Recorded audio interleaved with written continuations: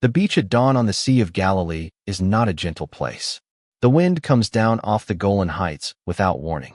The water, which sits 210 meters below sea level in a bowl of volcanic rock, catches that wind and turns it. Fishermen who grew up on this lake knew it the way you know the face of someone you love. Every mood, every danger sign, every silence that means trouble is coming. 7 men put a boat out on that lake in the dark. You need to understand what that means. These are not 7 curious tourists renting a vessel for the afternoon. These are professionals. Simon Peter fished this water as a boy, fished it as a man, fished it in storms that would have capsized anything you have ever been on. He knew where the fish ran. He knew the hours. He knew the depths. And they caught nothing. All night. Every cast. Nothing. Now here is what you have to feel before we go any further. These men had watched Jesus die. They had stood at a distance, most of them, while the soldiers drove the nails, while the crowd hurled the insults, while the sky turned the wrong color at noon. And then, impossibly, they had seen him alive. He had walked through a locked door. He had shown Thomas the wounds. He had breathed on them and said the words that changed everything. And then what? What do you do the morning after resurrection? What do you do with hands that still know how to hold a net when the world you thought you understood has been turned completely inside out? Peter said, "I am going fishing." It is the most human sentence in the Gospel of John. 7 men follow him into the dark because nobody else has a better answer. Stay with me, because what happens next has been sitting in this chapter for 2,000 years, and most people read past it in 40 seconds. When the sun begins to come up, and on the Sea of Galilee, that sunrise is a slow thing, the light coming pink and flat across the water from the eastern hills. The men in the boat see a figure on the shore. The distance is about 100 yards. In the flat morning light, across open water, you cannot make out a face at that distance. You can see a shape. You can see that someone is standing there. He calls out across the water. End quote. "Children, do you have any fish?" End quote. The Greek word John uses here is paideia, not end quote. Sirs, end quote. Not end quote. Men, end quote. Not end quote.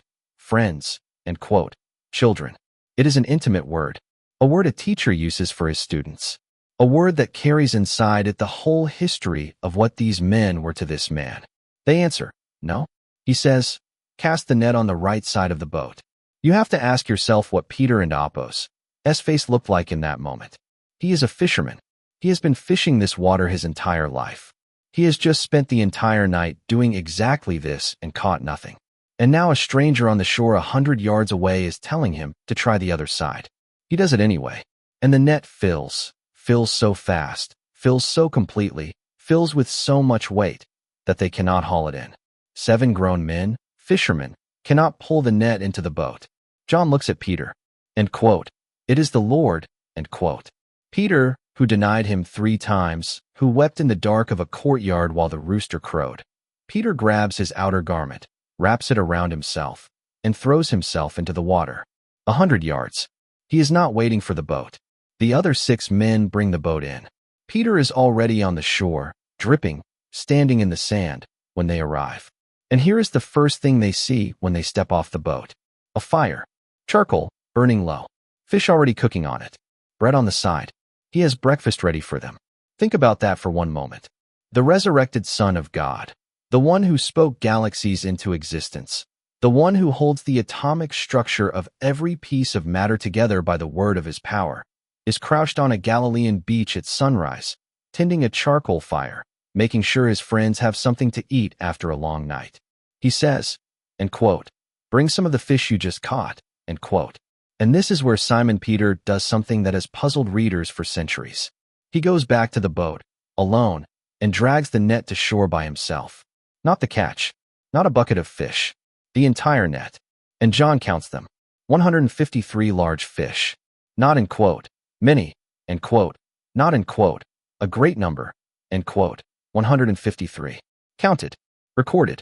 Written down by an eyewitness who was standing on that beach, who was cold and wet and had been up all night, and who still thought this number was important enough to preserve forever. Here is what most people miss. John also records something else about that net. After 153 large fish, after a haul so heavy that 7 men could not lift it into the boat, the net was not torn. In the fishing trade of first-century Galilee, nets were the most expensive piece of equipment a fisherman owned. They were hand-knotted. They were repaired constantly. A net that held a catch like this one would not hold. The physics do not work. The weight, the strain, the size of the fish, something should have given way. Nothing gave way. Now watch what happens next. Because this is where the chapter starts doing something extraordinary. Why did John count the fish? Scholars have been asking this question since the 2nd century. The number is so specific, so precise, so oddly detailed for a resurrection appearance that nearly every major theologian who has ever read this chapter has stopped here and asked, what does this mean? The answer, it turns out, is not one thing. It is 3 things stacked on top of each other like geological layers, and each layer goes deeper than the one above it. The first layer is mathematical. 153 is what ancient mathematicians called a triangular number.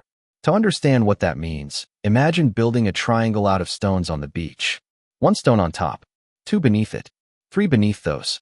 You keep going, 1 row at a time, until you reach the 17th row. Count every stone in that triangle. 153. The number 17 is not random in the Hebrew tradition. It is the sum of 2 numbers that carry enormous theological weight, 10 and 7. 10, the number of the law, the 10 commandments, the completeness of God and Apos, moral order. 7, the number of the Spirit, of perfection, of rest, of the covenant sealed on the 7th day. Add them. 17. Build the triangle. 153. Augustine of Hippo saw this in the 4th century, and he could not let it go. He wrote about it at length in his tractates on the Gospel of John. A man who was one of the most precise and demanding intellects in the history of the Church, not a man given to numerological fantasy. And he said, this number is the number of the elect, the number of those brought into the net of grace. The law plus the Spirit, made complete, made triangular, made whole. 153. And the net did not break. But Augustine was not the only scholar who stopped at this number and refused to move on. Jerome, the man who translated the entire Bible into Latin, who spent decades in a cave in Bethlehem with scrolls and candlelight and an almost violent dedication to getting the text exactly right. Jerome read John 21 and went to his library. Not his theology shelf, his natural history shelf. Because in the ancient world, there was a tradition, a claim made by Greek and Roman naturalists, men like Oppian of Cilicia, who wrote a 5-volume poem about fish and the sea in the 2nd century, that the total number of distinct species of fish in the known world was exactly 153. Jerome connected these 2 things and wrote about it in his commentary on Ezekiel.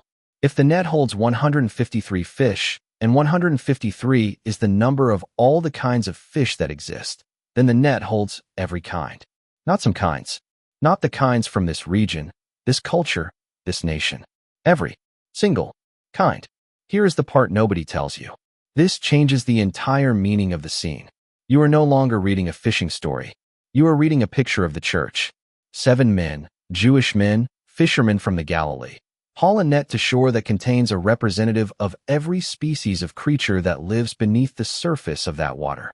And the net holds all of them together. Not one is lost. Not one tears through the mesh and escapes back into the dark. John has been building to this image for 21 chapters. Go back to John 10, where Jesus says, and quote, I have other sheep that are not of this fold. I must bring them also, and quote. Go back to John 11, where Caiaphas prophesies without knowing he is prophesying, that Jesus would die not for the nation only, but to gather into one the children of God who are scattered abroad. Go back to John 12, where Jesus says, and quote, when I am lifted up from the earth, I will draw all people to myself, end quote. All people, every kind. 153. And the net did not break. Now here is where it gets remarkable, because the number has a 3rd layer underneath the theological and the natural historical. And this 3rd layer was written 600 years before Peter threw himself into the water. But before we get there, stay with me for one more moment on Jerome. Jerome was not a soft man. He was brilliant and difficult and sometimes cruel in his arguments, and he had exactly 0 patience for sloppy thinking. When Jerome says that ancient naturalists counted 153 species of fish, he is not inventing a convenient detail. He is reporting what educated people in the 4th century believed to be an established fact of natural history. Now, did they count correctly? Almost certainly not. We know today that there are thousands of fish species. But that is not the point. The point is what John and Apos' first readers would have understood when they heard that number. In a world where 153 meant all the fish there are, John and Apos' number meant the net holds everything. The mission of Jesus does not leave a single category of human being outside its reach. The Greek word John uses for the net here is diktion, a dragnet, the kind that sweeps the entire depth of the water column from surface to floor. Not a hook for one fish at a time. Not a small net for a single variety. A dragnet, cast wide, pulling everything upward toward the light. 153 large fish, every kind, and the net, somehow, against every law of physics and 1st century materials, did not break. Augustine saw the mathematics of grace. Jerome saw the universality of the mission. And 6 centuries before either of them, a prophet standing by the east gate of a ruined temple saw the water. 600 years before the beach. 600 years before the net. 600 years before Peter counted 153 fish on a Galilean shore at sunrise, a priest named Ezekiel sat in exile in Babylon and wrote down a vision that nobody fully understood until that morning. Here's what he saw. A man with a measuring line led him to the door of the temple that had been destroyed, the temple that existed now only in the vision. And from beneath the threshold of that temple, water began to flow. Not a flood, not a torrent, a trickle at first, ankle deep, then knee deep, then waist deep, then a river so wide and so deep that Ezekiel could not cross it. And the man with the measuring line said to him, and quote, "Son of man, have you seen this?" End quote. Then the vision shifts. Ezekiel is brought to the bank of the river, and he sees trees on both sides, trees that never wither, trees that bear fruit every month, trees whose leaves are for healing. And the river flows east, down from Jerusalem, down through the wilderness, down into the Dead Sea. Pay attention to this. The Dead Sea, the body of water so saturated with salt that nothing lives in it. No fish, no reeds, no birds feeding on the surface. A sea so dense with mineral content that a human body cannot sink in it. The ancient world called it the Salt Sea, and the name was a description, not a metaphor. It was dead because nothing could survive it. And Ezekiel and Apos' vision says, when the river from the temple reaches the Salt Sea, the water of the sea becomes fresh. Then Ezekiel 47, verse 9.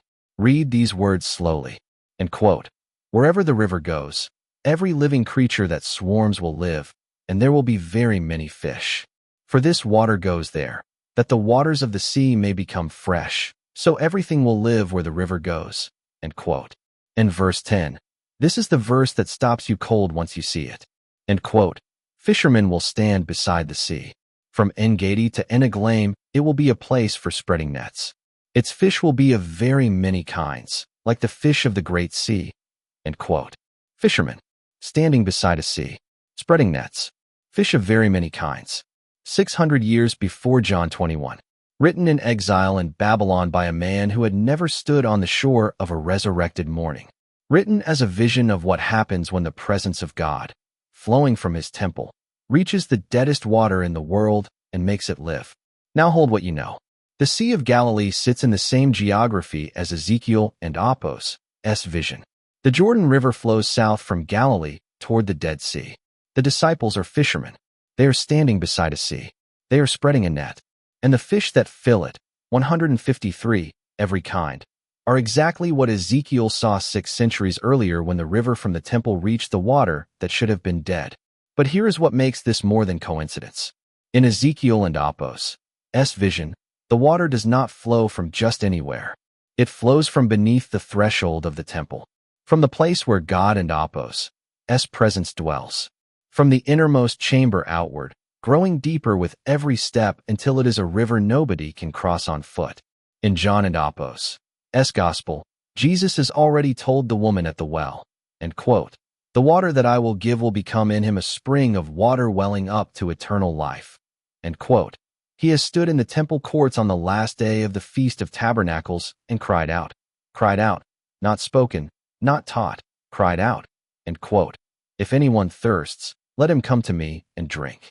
Whoever believes in me, as the scripture has said, out of his heart will flow rivers of living water." End quote. John adds a note right after that. He says, "This he said about the Spirit, the river from the temple, the water that makes dead things live. The nets filled with every kind of fish on the shore of a sea that sits at the lowest point on the surface of the earth." Nothing in this chapter is accidental. And we have not yet talked about the fire. Go back to the beach.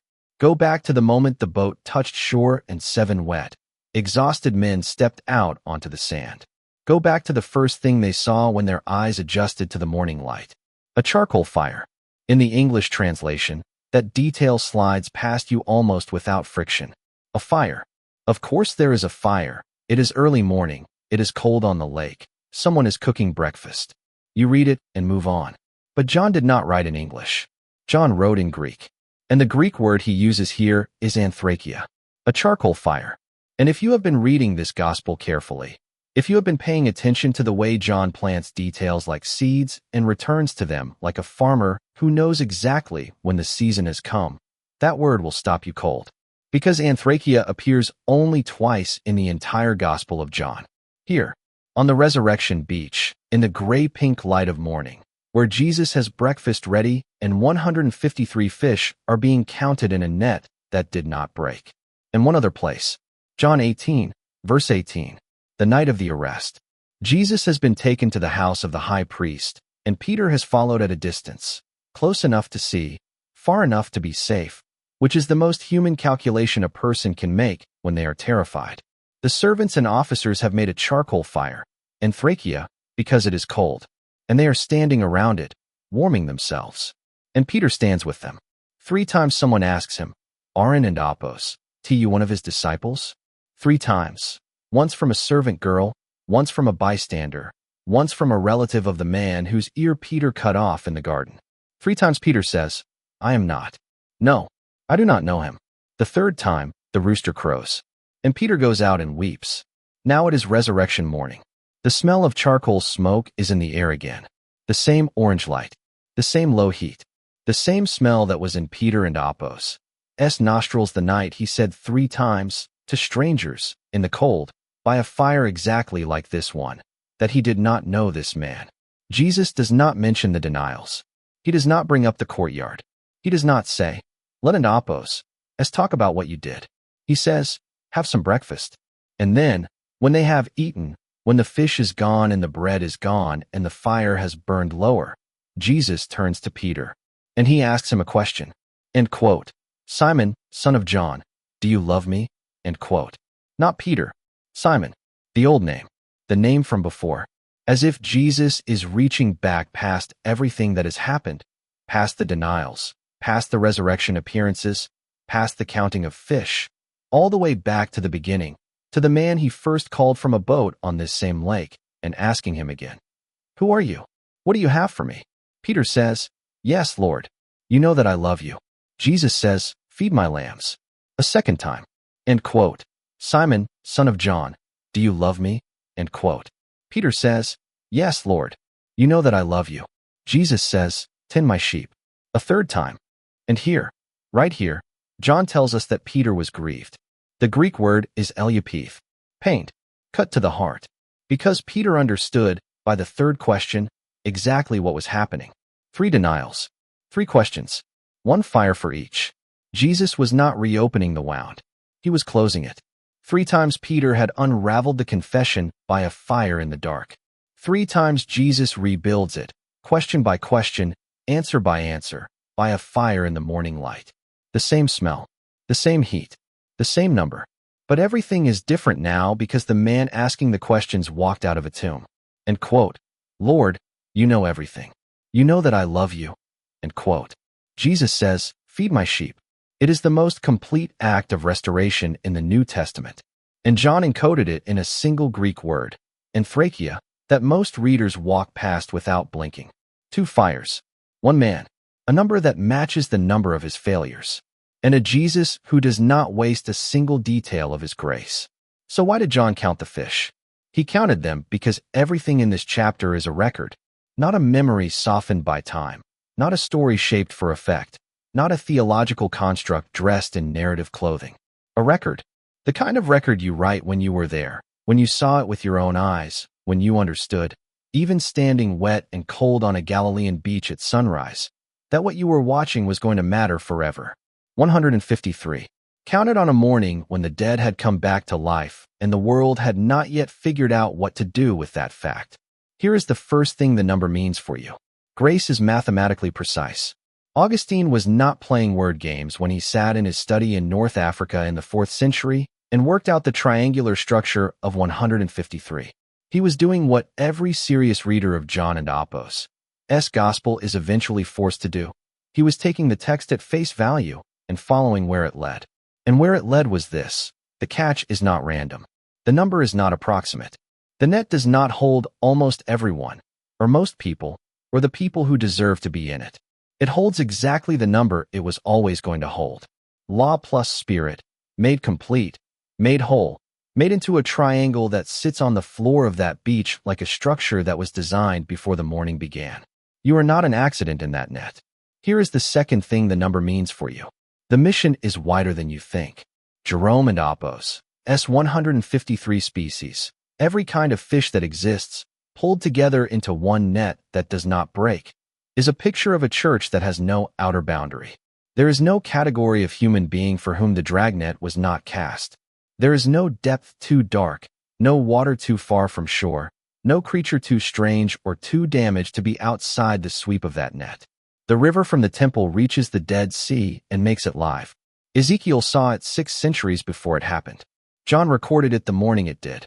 The net holds every kind, and it does not break. Here is the third thing, and this is the one that will stay with you longest. Jesus restores broken people with the same precision he uses to fill nets. Peter did not receive a general pardon issued from a distance.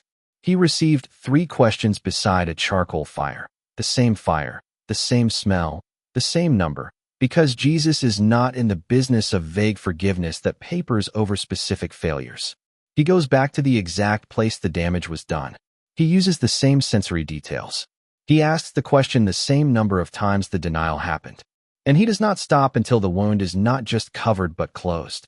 Until the man who said 3 times in quote, "I do not know him," in quote, has said 3 times, in the morning light, beside the same kind of fire, with the smell of charcoal and fish in the air, "Lord, you know everything. You know that I love you." That is not coincidence. That is not literary symmetry for its own sake. That is a Savior who counts, who keeps track, not of failures, to use them against you, but of the exact shape of the wound, so that the restoration fits it perfectly. 153 fish, counted by an eyewitness, preserved in a gospel, sitting in this chapter for 2,000 years, pointing in the same direction every time someone stops long enough to look. The net held every kind, and it did not break. And the man who tended that charcoal fire on a resurrection morning is still, right now, asking the same question he asked a broken fisherman on the shore of a Galilean lake. Do you love me?